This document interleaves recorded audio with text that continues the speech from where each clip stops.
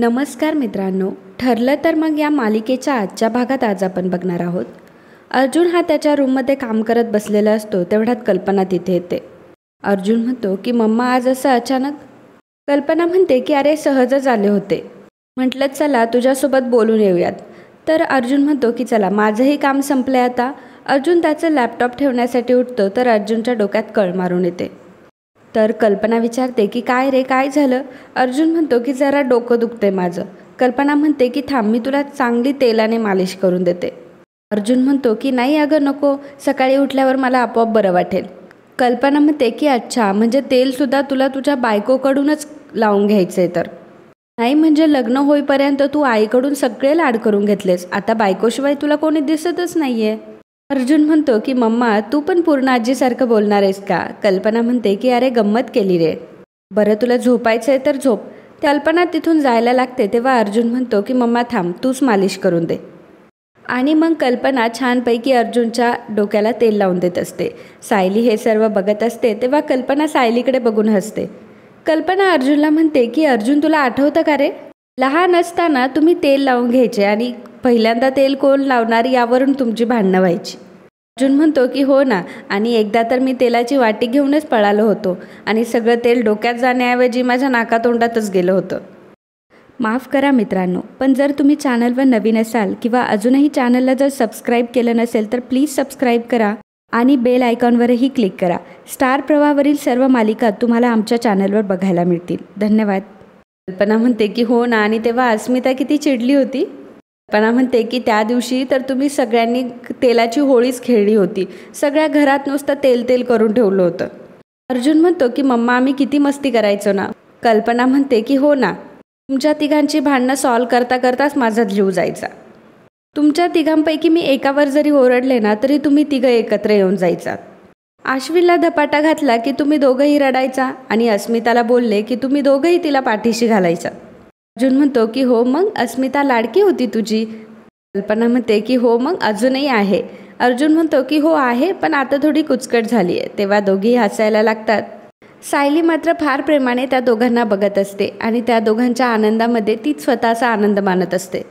अर्जुन कल्पनाला म्हणत असतो की मम्मा तुला आठवतंय, एकदा तू आश्विनला ओरडली होतीस आणि मी तुझ्यावर ओरडलो होतो की माझ्या बेबी ब्रदरला काहीही म्हणायचं नाही. कल्पना म्हणते की हो ना. अर्जुन म्हणतो की हो मग आता तो बेबी ब्रदर डॉक्टर झालाय. अर्जुन आणि कल्पना दोघंही छान गप्पा मारत असतात, हसत असतात. सायली मनात म्हणत असते की अर्जुन सर तुम्ही किती म्हणालात की जे झाले त्याला मी जबाबदार नाही, तरी पण मनाला नुसती रुकरुक लागली होती. पण आता तुम्हाला हसताना बघून खूप छान वाटतंय. तर इकडे अस्मिताने प्रियाला फोन लावलेला असतो. अस्मिता म्हणते की तन्वी काय गं, हे खरं आहे का रविराज काकाने अर्जुनला किडनॅप केलं होतं? त्यावर प्रिया म्हणते की हे साफ खोटं आहे. आता तूच मला सांग की बाबा हे करणं शक्य आहे का? आणि अर्जुनचे काही कमी शत्रू आहेत का? तो रोज क्रिमिनलला भेटत असतो, त्यांच्यापैकीच कोणीतरी त्याला किडनॅप केलं असणार. स्मिता म्हणते की हे सगळं ऐकून तर मला भीतीच वाटली, असं कधी आमच्या घरात घडलंच नव्हतं गं. त्यावर प्रिया म्हणते की हो मग याआधी तुमच्या घरात सायली नव्हती ना? अगं तिच्यामुळेच बाबा आणि अर्जुन एकमेकांचे वैरी झालेत. बाबा तर म्हणत होते की ते आता अर्जुनला चांगलीच अद्दल घडवणार आहेत. स्मिता म्हणते की आणि हे सर्व घडवून आणणारी ती सायली आमच्या घरात नाक उडवत बसली गं. प्रिया म्हणते की कारण आपण तिला तसं करू देतोय. आपण तो दागिना लंपास करायचा प्लॅन केला होता तो कधी करणार आहोत? अस्मिता म्हणते की आता ते तू घरी आल्याशिवाय काय घडणार आहे का? ऐक ना, मी पूर्ण आजीला रविराज काकांना फोन करायला सांगू का की तन्वीला घरी पाठवा म्हणून? प्रिया म्हणते की नाही नको नको, कारण आता त्याचा काहीच उपयोग होणार नाही, कारण बाबा अर्जुनवर खूपच चिडलेत. त्यामुळे आता तुमच्या घरी राहायला येण्यासाठी मला काहीतरी वेगळी ट्रिक वापरावी लागेल. पण तू काळजी करू नकोस, मी काहीतरी मॅनेज करते. अस्मिता म्हणते की तू आता घरी कसं यायचं ते बघ, मी त्या सायलीचं नाक कसं ठेचायचं ते बघते. अस्मिता फोन ठेवून देते तेव्हा प्रिया इकडे म्हणत असते की मला फक्त सायलीचं नाक नाही तर अख्ख्याच्या अख्ख्या सायलीलाच ठेचायचं आहे. पण मग त्यासाठी त्या म्हातारीच्या घरी राहायला तरी कशी जाऊ? दुसऱ्या दिवशी सकाळी अर्जुन हा ऑफिसला जाण्याच्या तयारीत असतो आणि सायली ही घरातला आवरत असते. ते दोघंही गप्प असतात, दोघंही एकमेकांशी काहीही बोलत नसतात. सायली मनात विचार करू लागते की सरांचा मूड अजूनही ठीक नाही आहे का? काल रात्री तर त्यांना बरं वाटलं होतं, मग अजूनही ते काही बोलत का नाही आहे? अर्जुन मनात विचार करतो की आज गडबड घोटाळा यांच्या तोंडाला लॉक का आहे? ऐनवेळी तर माझे कान दुखतात पण त्या बोलायच्या काही थांबत नाही. मग आज काय प्रॉब्लेम आहे? त्याच वेळी सायली आणि अर्जुन दोघंही एकाच वेळी म्हणतात की तुम्हाला काही झालंय का? दोघंही हसायला लागतात. सायली म्हणते की माफ करा सर, तुम्ही बोला आधी. अर्जुन म्हणतो की तुम्ही बोला. सायली म्हणते की नाही सर, तुम्ही बोला. अर्जुन म्हणतो की मी सांगतोय ना मिसेस सायली, तुम्ही बोला. सायली म्हणते की सर तुम्ही गप्प गप्प का आहात? तुमचं मन अजून शांत झालं नाही आहे का? अर्जुन म्हणतो की अहो तुम्ही गप्प आहात म्हणून मी गप्प होतो. माने माझा मूड बरोबर केला. तिला एक्झॅक्टली माहीत असतं की मला काय हवं असतं ते. आणि मम्माच्या हातचा हेड मसाज म्हणजे वा वा वा. माय मम्मा इज ग्रेट. तेव्हा सायली म्हणते की त्या आहेतच ग्रेट. बरं मी खाली जाते, तुम्ही आवरून घ्या.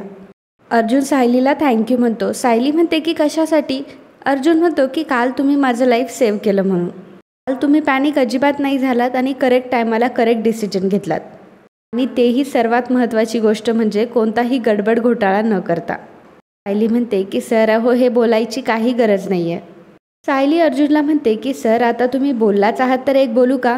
तुम्ही माझ्या 5 चुकांचा हिशोब धरणार आहात. मग माझ्याकडून जेव्हा कधी चूक होईल तेव्हा ती माफ करून पुन्हा 5 चुकांचा हिशोब धराल ना? म्हणजे माणसाच्या हातून चुका झाल्या तर त्याला त्याची शिक्षा मिळते.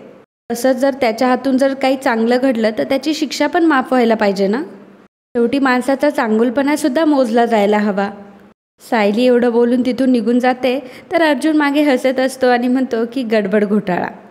तर इकडे रविराज त्याची बॅग पॅक करत असतो. तेवढ्यातच प्रिया तिथे येते. प्रिया म्हणते की तुम्ही कुठे चाललात? रविराज म्हणतो की अगं ते गावाला प्लॉट आहेत ना, त्याचंच जरा बघायचं होतं. पण काही नाही, मी 2 दिवसात परत येणार आहे. प्रिया लगेच नाटकं करायला सुरुवात करते आणि रविराजला मिठी मारते. म्हणते की काही नाही, मी तुम्हाला आता कुठेही जाऊ देणार नाही. बाबा हो मी मिस करेल ना तुम्हाला. या मनात विचार करते की 2-3 दिवस म्हणजे मला म्हातारीच्या घरी राहता येईल आणि किल्लेदारला तसंही काही कळणार नाही. रविराज म्हणतो की अगं घरी बसून काय होणार आहे? ही सगळी प्रॉपर्टी तर तुझीच आहे आणि तुझ्याच कामासाठी तर चाललो आहे.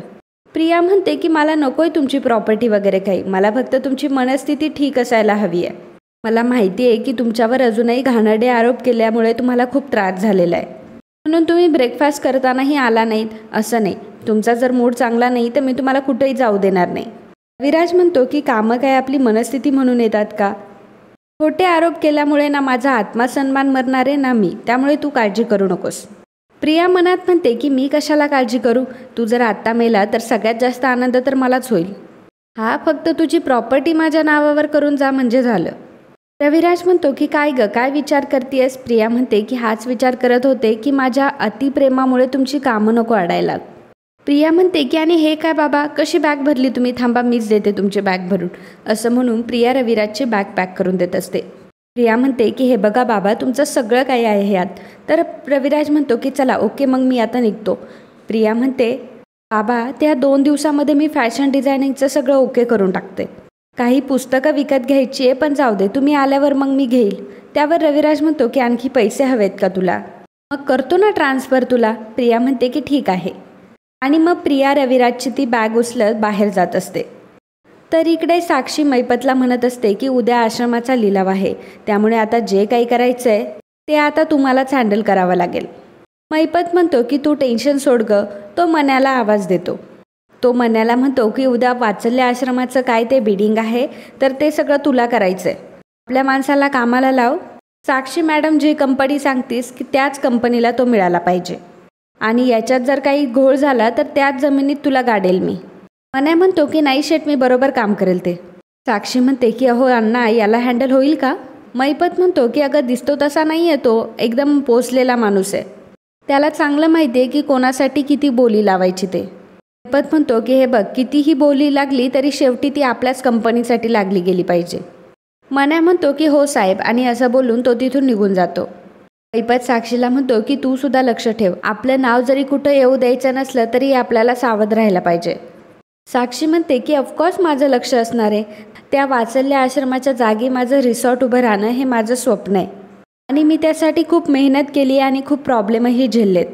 पण आता बस, ही माझी शेवटची स्टेप आहे आणि आता माझं स्वप्नही पूर्ण होणार आहे. तर इकडे प्रियाने अस्मिताला फोन केलेला असतो. प्रिया अस्मिताला म्हणत असते की एक गुड न्यूज आहे. सायलीला अद्दल घडवण्यासाठी मी तुमच्या घरी राहायला हवंय ना. आता त्याची सोय झाली आहे. बाबांना कुठल्या तरी कामासाठी 2 दिवस जावं लागतंय. तर अस्मिता म्हणते की हा तर एकदम गोल्डन चान्स आहे.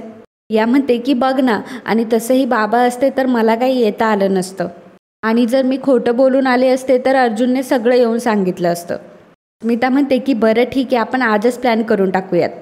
अस्मिता हळूच हॉलमध्ये येते आणि म्हणते की पूर्णा आजी तिच्या रूममध्ये आहे, ती बसली आहे, त्यामुळे तू आता लगेच तिला कॉल करून टाक. आणि पूर्णा आजी तुला नाही पण नाही म्हणणार. ठीक आहे, चल मी आता फोन ठेवते. अस्मिता पूर्णा आजीजवळ जाऊन बसते. पूर्णा आजीला लगेचच प्रियाचा फोन येतो. पूर्णा आजी म्हणते की हो बाळा बोल ना, कशी आहेस तू? प्रिया म्हणते की पूर्णा आजी मी अजिबात ठीक नाही आहे. पूर्णा आजी म्हणते की अगं तन्वी रडतीयस का?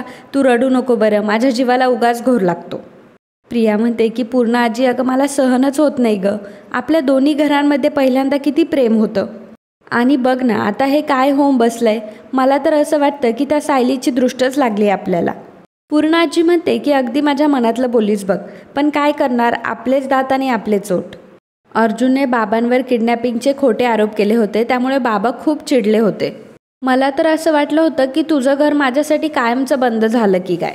पूर्णा आजी म्हणते की अगं बाळा, माझ्या घरी कोण येतं आणि कोण जातं हे काय रविराज किंवा अर्जुन ठरवत नाही, ते फक्त मीच ठरवते. तू आत्ताच्या आत्ता ये बरं इथे.